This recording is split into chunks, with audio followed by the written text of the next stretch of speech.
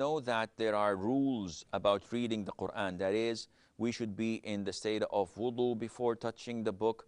How does this rule apply to electronic devices? I usually read the Quran on my phone or laptop.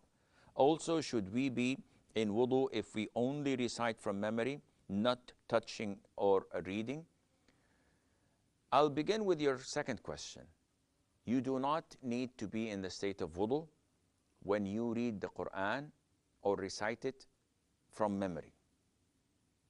And a lot of the sisters, especially from the subcontinent, they come and say, when we recite the Quran, do we have to wear our hijab? Do we have to cover our hair? When we hear the adhan, is it must that we wear the hijab? And all of this is baseless. These are baseless things.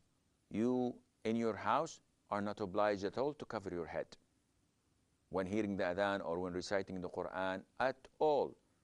So this is baseless. One would say, oh, it's best that I do it. No, it's not. Because now you're innovating.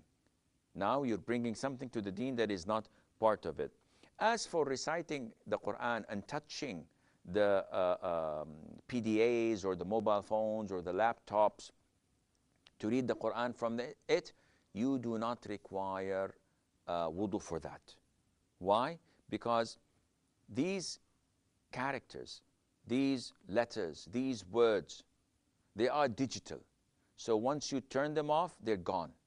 They are not like the actual Quran, which is written on paper. And this requires wudu. And this is what the scholars say. Of course, if you perform wudu, would I be rewarded? Definitely.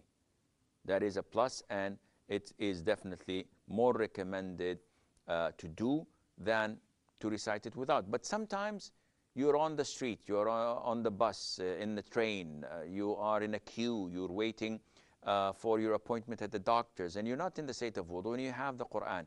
So instead of reading a magazine or chit-chatting or watching the TV in the waiting room, you do something useful and you recite the Quran from your electronic device without the need of making wudu, and Allah Azza wa Jal knows best.